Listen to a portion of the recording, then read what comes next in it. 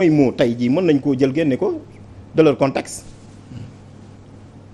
dalu fii police sénégalaise bërki démb ñu dem jël fi ay yeneen vidéo seeni confrères étrangers ñoo ko wane le contraire. Est-ce que réellement war nañu mën a sukkandi ci loolu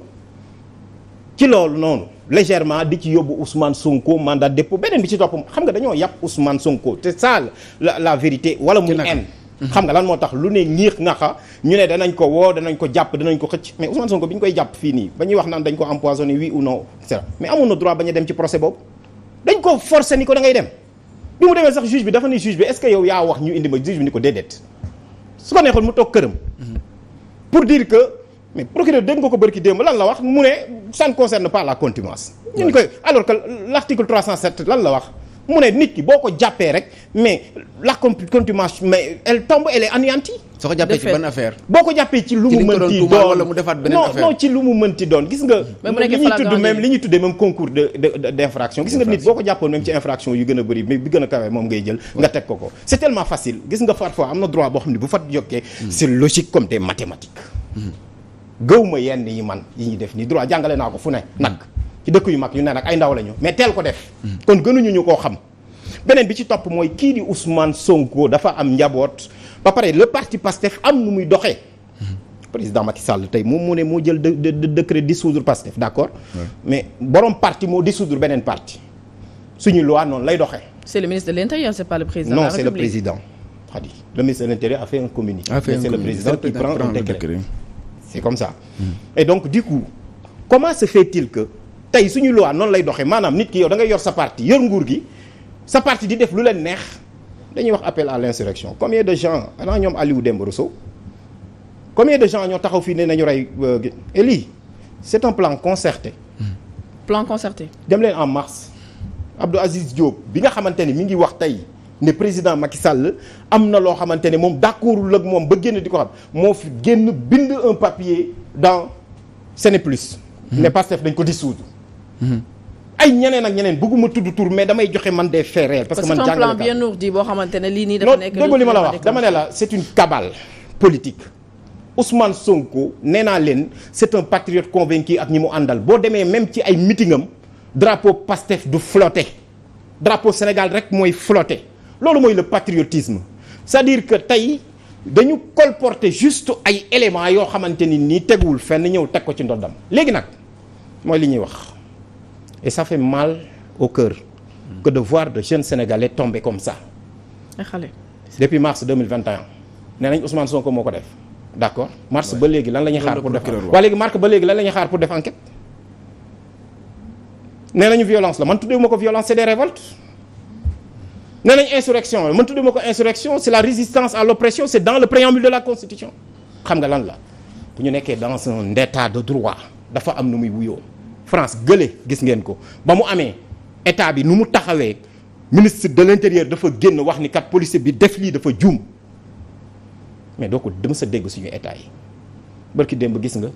càcc gi ñu càcc ci 1000 milliards yi fu mu mujjee mujjul fenn c'est-à-dire que tey sénégalais yi dañu leen di nax ci lu bari mais am na loo xamante ni aussi sénégalais yi aussi dañu koy combattre démocratiquement nous ne sommes pas des anarchistes nous ne sommes pas des irresponsables mais am nañu fulla ji mooy bu wax jotee wala bu taxaw jotee nit ñi dañuy taxaw. mais Ngouda lan moo expliquer aussi première fois ba ñuy interpeller Ousmane Sonko en 2021 ak ba verdict bi wàcc en le début juin mouvement bi c'était beaucoup plus intense combat bi sur le terrain et tout par rapport ak cette fois-ci lan moo expliquer ni combat bi dafa mel ni lu xaw a essoufflé. moi je ne pense pas que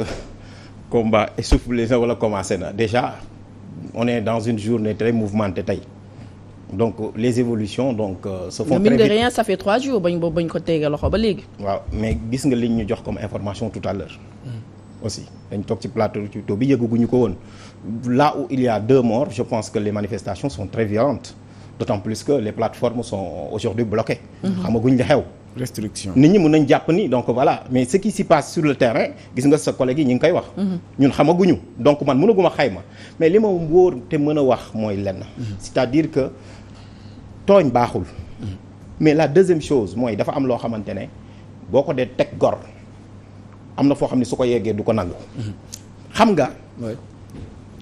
man bi may dem parti Pastef les Patriotes di diriger la haute autorité wax nañ ma lu ne dégg naa ci lu ne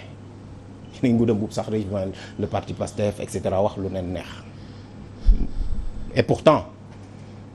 c'est juste pour montrer que parti politique yi am na nu ñu war a doxee ñun ñu dem fa pour jàppale parti politique yi du dëgg parce que suñu cër la parti boobu noonu moom rek moo am la haute autorité gis ngeen di mu désigner dañ ni même candidat bi sax su fekkee yéen Ousmane Sonko sax ngeen bëgg a def candidat da ngeen di dem à la base la haute autorité loolu la leen wax ne su ngeen demee à la base da ngeen di voter même bu dee moom rek mooy candidat mu ñëw ñu dépouiller PV yi baaxul la haute autorité da ko rejeter ñu naan ay appel à l'insurrection un parti terroriste ban terrorisme c'est-à-dire que quelqu'un comme Ngouda Mboup par exemple da ngay ñëw di wax yooyu noonu etc. En réalité nous sommes un grand peuple mais il y a des choses qui ne nous honorent pas et lorsque su fekkee ne dañuy persécuter ay nit ça peut être retenu comme le chef de crime contre l'humanité les mots ne sont pas forts Sénégal moo njëkk ratifier le statut de la Cour pénale internationale en termes d'identité article 2 du statut de la Cour pénale internationale s'il y a persécution dem leen ngeen laaj droit de l'hommiste yëpp en langage des droits de l'homme et juridiquement aujourd'hui Pastef a combien de détenus dans les prisons 700 500 Fadilou Keïta li mu wax Ahmed Soudane Camara li mu wax gënu ko garaaw Aliou Dembourou Sow li mu wax gënut a garaaw et pourtant ay doomi góor lañ fan la Fadilou di liggéeyee caisse de dépôt ana Bassirou Diomaye Faye lan la du inspecteur des impôts et domaines ay góor lañ où sont-ils parce que tout simplement dañu gëm am beneen vision mais loolu mooy démocratie comme disait Paul Ricoeur la démocratie n'est pas synonyme de paix mais est-ce que elle est synonyme d'apaisement et suñu bëggee apaisement am dañuy respecter ak yelleef ñëpp Ousmane Sonko suñu nanguwul wala suñu nee sax d'accord nanguwuñu ànduñu ak vision am c'est un patriote convaincu et épris de liberté man dinaa joxe tey par exemple loo xamante ne musuma ko wax à chaque fois il me disait que yow de chaque fois da nga may wax ne ma voilà il faut toujours dem ci kanamu justice mais chaque jour ma yaay la et pourtant chaque jour mu yey ñu ci loolu chaque jour mu yey nit ñi ci loolu ne gis ngeen et pourtant les gens sont toujours dans l'esprit républicain parce que dañu gëm démocratie dañu gëm république mais dañu gëm aussi ce pays là xam ne ñun comme disait Pierre Fegorolas nous faisons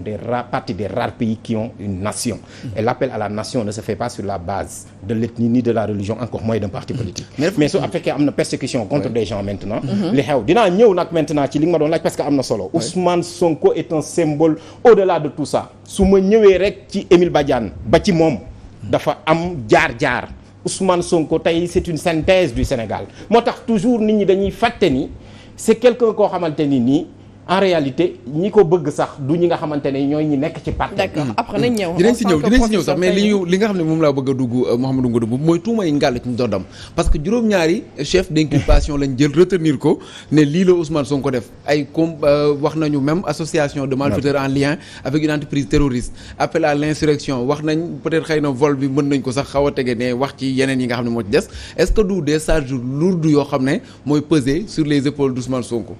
waaw mais xam nga charger une personne le parquet est une partie au procès. lan lañ fi tegul imam Ndaw ci kaw. ñëwul fii seen plateau ñaata at lañ ko tey. mais que pour quelqu'un qui aspire à diriger le pays à moins de 5 mois des élections présidentielles chargé pour mun ci génn dina jafe. d'ici 5 mois kenn dafa mën a juger. 6 mois 7 mois je peux dire. Ousmane moo tax